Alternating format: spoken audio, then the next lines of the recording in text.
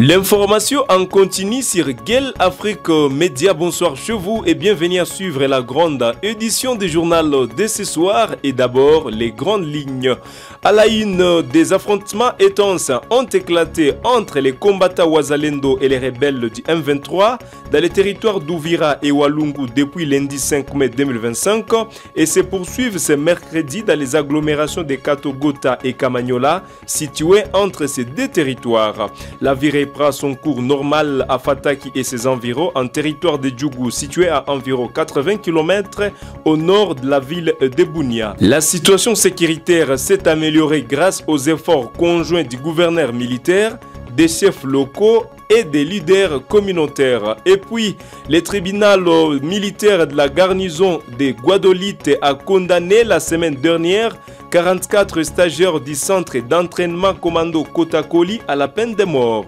Ils sont accusés de dissipation de munitions de guerre, détention illégale de munitions et d'armes de guerre, meurtre, tentative de meurtre, terrorisme ainsi que pillage. Mesdames, Messieurs, voilà tout pour les titres. Installez-vous confortablement tout en vous abonnant.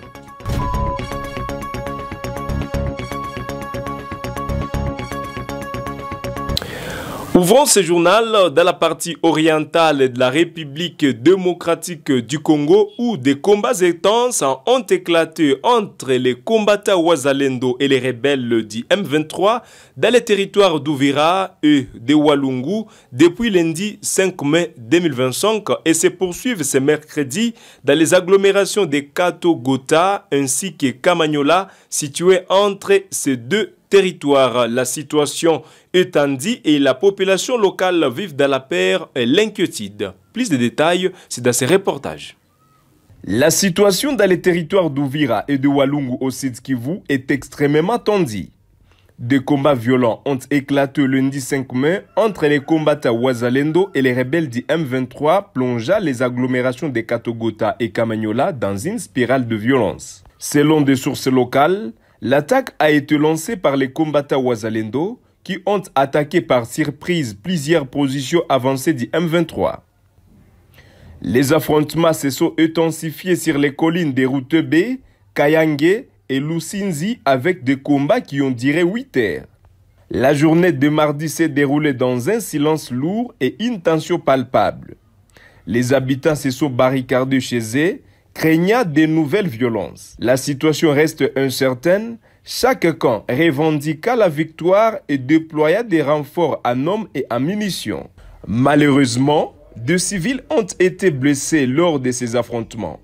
Les deux camps ont également subi de pertes humaines, selon un activiste des droits de l'homme présent dans la plaine de Ruzizi.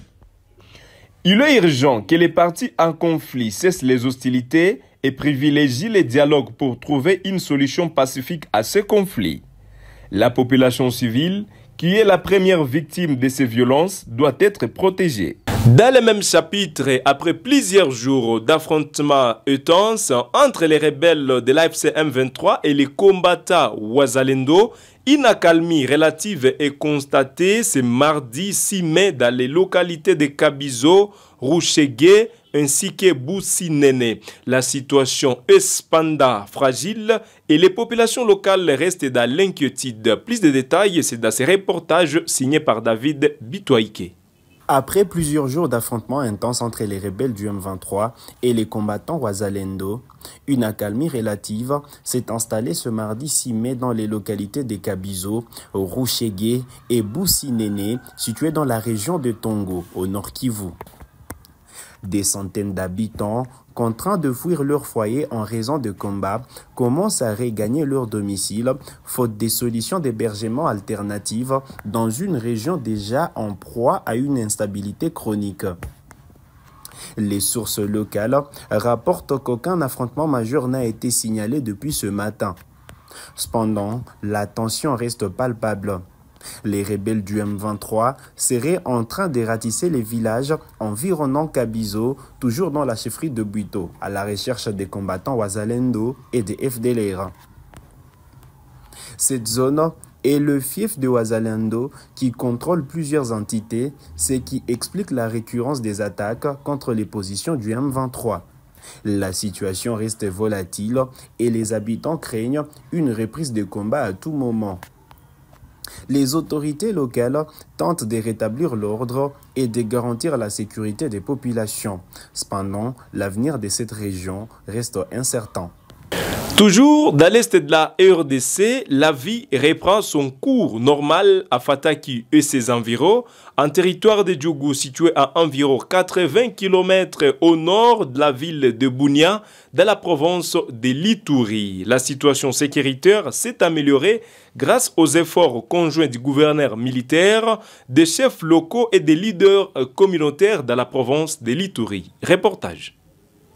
La détermination et l'engagement du commandant des opérations militaires, le lieutenant-général Luboya Kashamadjouni, a pacifié et consolidé la paix en Ituri et sans faille en cette période de l'état de siège. À l'instar de la zone minière du Mungwalu et ses environs, aujourd'hui, c'est le tour du village Are, situé à environ 8 km du Fataki Centre, dans le secteur de Walendu-Djati en territoire de Djougou. Ici, les activités socio-économiques, scolaires, ecclésiastiques et autres ont repris dans un climat de paix. Le chef du secteur de Walendu-Djati, qui a effectué une descente sur place dimanche dernier, s'en réjouit. Surtout les contrées qui ont été touchées par des rebondissements de conflits, tels que la contrée Ar. Ce dimanche, nous avons été obligés de nous rendre jusqu'à Ar dans le but de connaître l'état des lieux. Est-ce que le mouvement retour est effectif après notre passage? Et nous trouvons effectivement le mouvement retour a commencé. Même moment à Fataki, nous avons constaté automatiquement le mouvement retour. Ça fait également notre joie. Cette autorité de base plaide pour le renforcement des effectifs militaires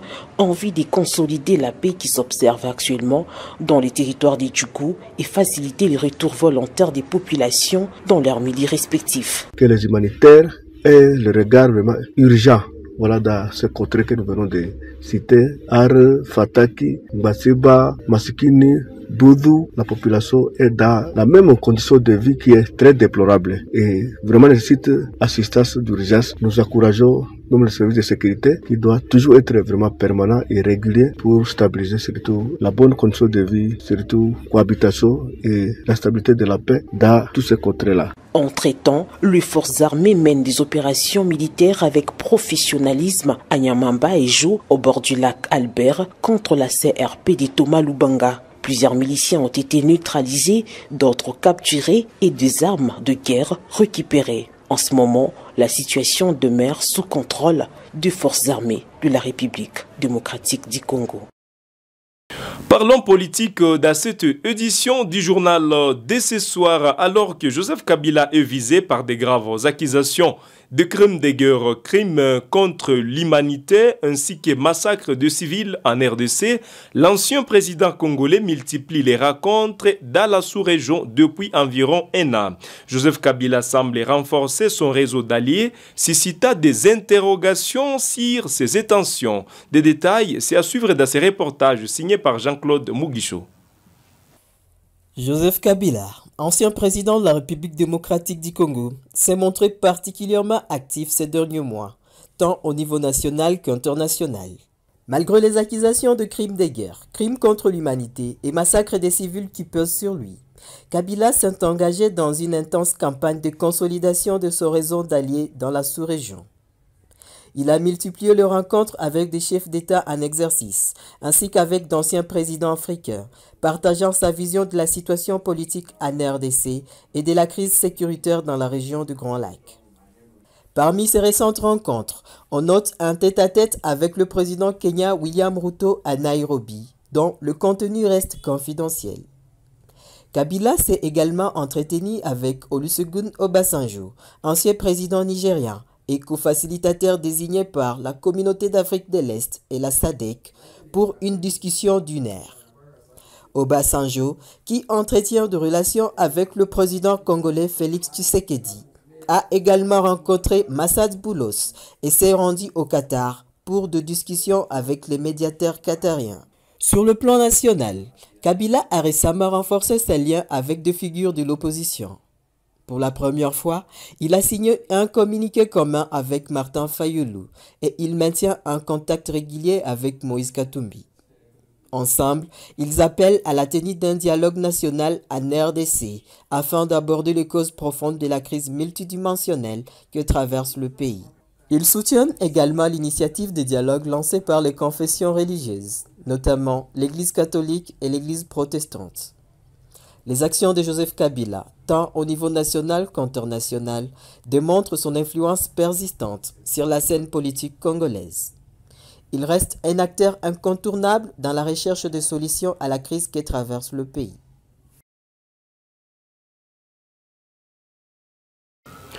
Massad Boulos, conseiller spécial pour l'Afrique à la Maison-Blanche, a salué les projets de proposition de paix récits de la RDC et du Rwanda. Il s'agit, selon lui, d'une étape importante vers le respect des engagements pris dans la déclaration des principes signée le 25 avril dernier par les deux pays sous l'égide des États-Unis d'Amérique. Fiston Kafoupi nous en parle plus. Le 5 mai 2025, Massad Boulos, conseiller spécial pour l'Afrique à la Maison-Blanche, s'est félicité de la réception des propositions de paix de la RDC et du Rwanda. Ces propositions, qualifiées d'étapes importantes par Boulos, visent à concrétiser les engagements pris dans la déclaration des principes signée le 25 avril dernier sous l'égide des États-Unis. Malgré cet optimisme, le processus de paix reste entouré de nombreuses incertitudes. Le 1er mai, Massad Boulos a annoncé la création d'un comité de suivi composé des États-Unis, du Qatar, de la France et du Togo, représentant de l'Union africaine. Ce comité est censé accompagner la mise en œuvre du processus de paix, mais son fonctionnement reste flou. Une nouvelle rencontre entre les ministres des Affaires étrangères du Rwanda et de la RDC est prévue dans les 3 prochaines semaines, mais aucune date n'a été fixée. Washington se présente comme le moteur du processus et a organisé la réunion du 30 avril à Doha. Le Qatar n'a joué qu'un rôle d'hôte. Le comité de suivi annoncé par Boulos reste à ce jour peu structuré. Aucune date de réunion n'a été communiquée et aucune feuille de route précise n'a été rendue publique. La nouvelle organisation diplomatique américaine rend difficile l'identification des rôles et des responsabilités. De plus, certains partenaires s'inquiètent des intentions de Washington, perçues comme trop axées sur ses intérêts stratégiques. Les États-Unis ne cachent pas leur volonté de protéger les intérêts stratégiques américains dans les minerais critiques grâce à la déclaration des principes. La France, le Qatar et le Togo attendent que Washington clarifie les prochaines étapes, tant sur le plan du calendrier que sur la structure opérationnelle du comité de suivi. Le processus de paix en RDC semble prometteur, mais de nombreuses questions restent en suspens. Le rôle et l'engagement des États-Unis restent à définir et la structure du comité de suivi doit être précisée. L'avenir de la paix en RDC dépendra de la capacité de Washington à répondre aux questions et aux inquiétudes de ses partenaires.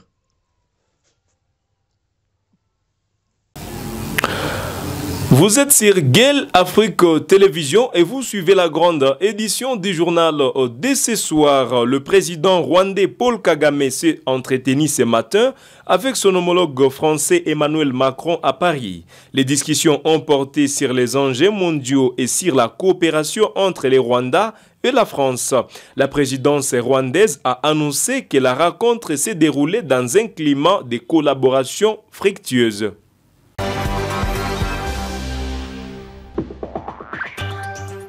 À présent, parlons de la justice au Rwanda. Les procès du fondateur de la marque Moshons, Moses Touraïroi, s'est ouvert ce mardi devant le tribunal de première instance de Kichukiro. Le styliste est accusé de consommation de drogue suite à la publication des messages controversés sur les réseaux sociaux. Jenny Touali nous en parle plus dans ce reportage. Le célèbre styliste rwandais Moses Touraïroi, fondateur de la marque Moshons, a comparu ce mardi devant le tribunal de première instance de Kichukiro. Accusé de consommation de drogue, il a reconnu les faits mais conteste la quantité de cannabis retrouvée à son domicile et les accusations de trafic. L'audience s'est déroulée dans un climat tendu, les créateurs des modes apparaissant visiblement émus. Il a également présenté ses excuses pour des publications controversées sur Instagram où il critiquait le président rwandais Paul Kagame. « Je n'ai jamais pardonné à Kagame », avait-il écrit. ajoutant avoir pleuré les jours où les chefs de l'État avaient commencé à porter ces vêtements. Ces messages, désormais supprimés, ont suscité une vive polémique au Rwanda. Toura Irwa affirme avoir été arrêté non pas pour la consommation des drogues, mais pour ses critiques envers le président. Je pense que j'ai été arrêté à cause du message que j'ai publié pour lesquels j'ai demandé pardon au président du pays, a-t-il déclaré. Le parquet a démenti cette affirmation.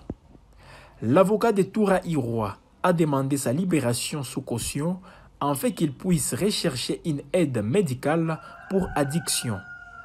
Les procureurs s'y opposent, rappelant la condamnation récente du désigné en première instance pour consommation de stupéfiants.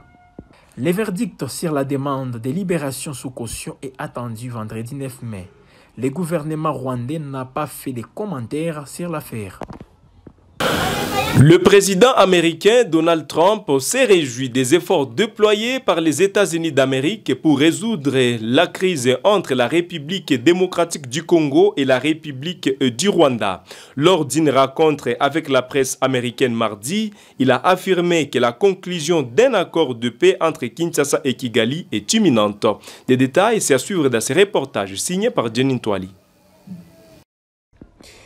Le président américain Donald Trump s'est réjoui mardi des progrès significatifs réalisés dans la résolution du conflit entre la République démocratique du Congo et le Rwanda.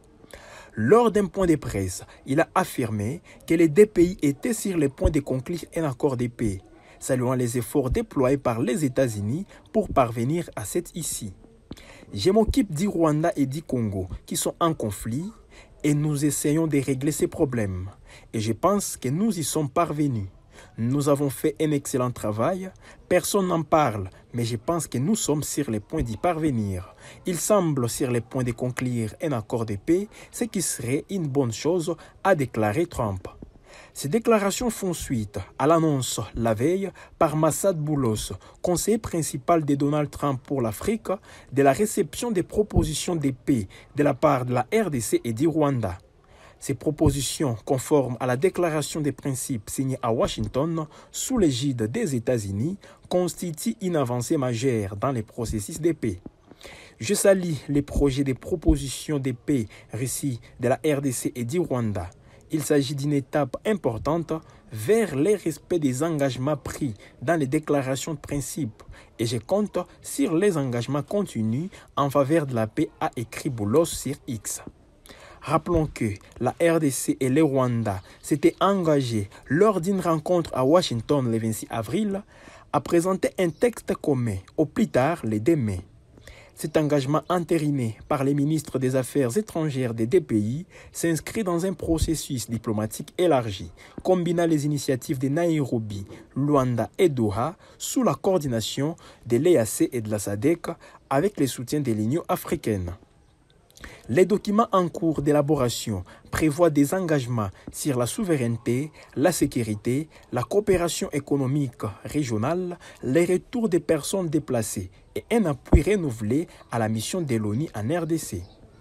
En cas de divergences persistantes sur les contenus du texte, la déclaration des principes prévoit une réunion ministérielle à Washington sous la médiation du secrétaire d'État américain. Cette avancée majeure dans les efforts régionaux et internationaux visant à mettre fin au conflit dans l'est de la RDC où les tensions restent vives entre Kinshasa, Kigali et les groupes armés actifs dans la région, dont l'AFC M23, suscite un espoir prudent pour la paix dans la région des Grands Lacs. Et pour finir, le tribunal militaire des garnisons de Guadolité a condamné la semaine dernière 44 stagiaires du centre d'entraînement commando Kotakoli à la peine de mort. Ils sont accusés de dissipation de munitions de guerre, détention illégale de munitions et d'armes de guerre, meurtre, tentative de meurtre, terrorisme ainsi que pillage. Reportage. 44 stagiaires du centre d'entraînement commando Kotakoli, Sekodo en sigle, ont été condamnés à la peine de mort le 30 avril par les tribunaux militaires des garnisons de Guadolite, siégeant en matière répressive au premier degré de son ressort. C'était à l'esplanade du Sekodo. Ils ont été poursuivis pour dissipation de munitions de guerre, détention illégale d'armes et de munitions de guerre, meurtre, tentative de meurtre, terrorisme, pillage et violation des consignes. Les faits remontent en date du mardi 23 avril aux environs de 20h. Il y a eu une pluie torrentielle à Kotakoli, à l'occasion de laquelle une foudre donna la mort aux 2 stagiaires de Sekodo. Face à la mort macabre de leurs collègues, une colère grossissait petit à petit et de plus en plus aux milliers de stagiaires en détresse, pleurant leur colère ayant perdu la vie des suites de la foudre. Cette colère a engendré des actes de vandalisme et de pillage de boutiques, de magasins, d'habitations et autres biens de paisibles citoyens, ainsi que la mort du côté civil comme du côté militaire qui, du reste, ont détruit les magasins d'armement pour s'attaquer à la population civile environnante, soupçonnée d'avoir tué 2 de leurs par la foudre. Au regard des scènes de désolation, de pillage et d'incendie, laissant derrière eux d'importants dégâts et de dommages, ces jours-là, la localité Kotakoli, dans la chaufferie d'Ondo, située à 90 km de la ville de Guadolite, a vécu le pire jour de son existence. À l'appel du commandant Sekodo, demandant à tous les stagiaires qui avaient pris les armes de venir les déposer, ces stagiaires commencèrent à tour de rôle à remettre les uns après les autres les armes. C'est de cette façon que leurs noms ont été enregistrés, ensuite appréhendés et enfin déférés en procédure de flagrance devant le tribunal de Séan. D'autres encore ont été appréhendés lors de la perquisition des résidences par l'officier du ministère public. Puis la nécessité de maintenir l'ordre et la discipline au sein des forces armées de la République démocratique du Congo, de la police nationale congolaise et des services nationaux. Disant droit à la question de savoir si les prévenus sont coupables des faits infractionnels mis à leur charge et peuvent encourir une condamnation pénale. Le tribunal, à la majorité des voix de ses membres et par scrutin secret, répond par oui pour tous les prévenus et pour toutes les préventions. De savoir s'il y a lieu de retenir en faveur des prévenus des circonstances atténuantes, des causes absolutoires ou des sursis. Le tribunal, à la majorité des voix de ses membres, a répondu par non. S'il y a lieu de sursoir à l'exécution de la sentence pénale à prononcer, le tribunal a répondu par non. Dit établit en fait comme en droit les infractions retenues à charge de tous les prévenus et les condamne par conséquent comme suit. Primo, pour tous les prévenus, à l'instar du capitaine Mongona, à 10 ans de cette pénale principale pour infraction de la dissipation des missions de guerre, à 10 ans de cette pénale principale pour l'infraction de violation des consignes, à 20 ans de cette pénale principale pour l'infraction de détention illégale d'armes et de missions de guerre, à 20 ans de certitude pénale principale pour l'infraction du vol à main armée, à 10 ans de certitude pénale principale pour l'infraction de la destruction, perte ou mise hors service définitive ou temporaire du patrimoine militaire, à la servitude pénale à perpétuité pour l'infraction du pillage, à la peine de mort pour l'infraction de meurtre, à la peine de mort pour l'infraction du terrorisme, faisant application de l'article 7 du Code pénal militaire, les condamne à l'unique peine et la plus forte, soit à la peine de mort.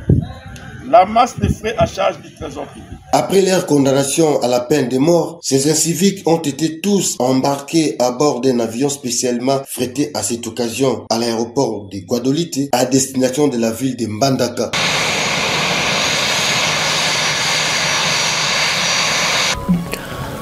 Nous arrivons à la fin de cette édition du journal de ce soir. Nous vous disons merci de nous avoir choisis pour vous informer. Nous vous appelons à vous abonner si vous ne l'avez pas encore fait, tout en vous souhaitant une bonne soirée chez vous.